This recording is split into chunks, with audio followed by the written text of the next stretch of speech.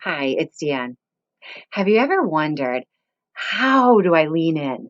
I know I'm supposed to. I know I'm not supposed to avoid or procrastinate or, delegate when it's really my responsibility. But how do I lean into these things that are uncomfortable? How do I lean into it when I feel like I'm just setting myself up to feel like a failure? Well, let's try some imagery. How well does it work when you stand knee deep or waist deep in a wave that's coming and try to hold it back?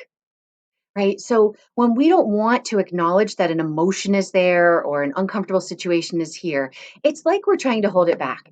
And we just get tumbled in the waves. You get water up your nose, salt water, it stings. It's really uncomfortable. You're sucked in the undertow. It doesn't usually work out so well. Right. So we get so focused on trying to control the wave. They shouldn't say that.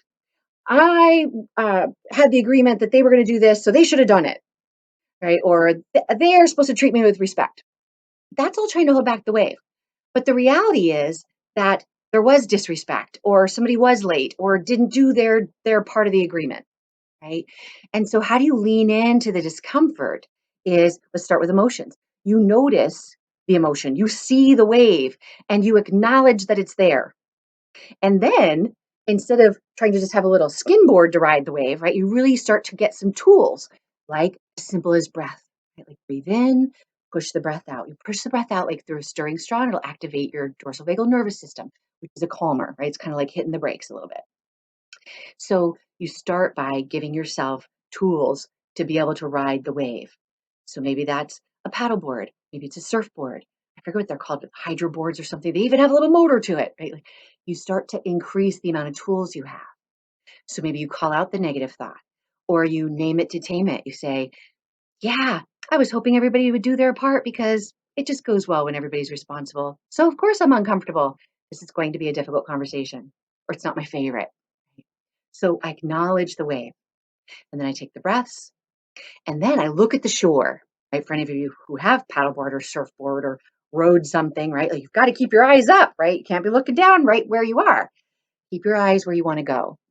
My goal is we're back to being responsible and we keep our agreements. Or my goal is that I keep my cool, but I still name the situation that's not okay with me. Or my goal is that I find ways that I can feel more in charge. So I wait for my friend to call me and say they're on the way before I leave because they're notoriously late. Or I only agree to meet at that coffee shop when I'm already in that area. And so that I don't feel resentful when they cancel at the last minute.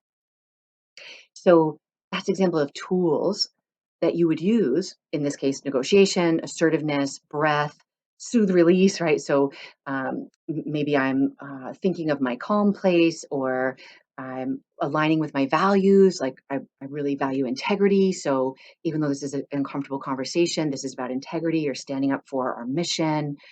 This is about helping my children become responsible human beings, even though they're not going to be happy at first.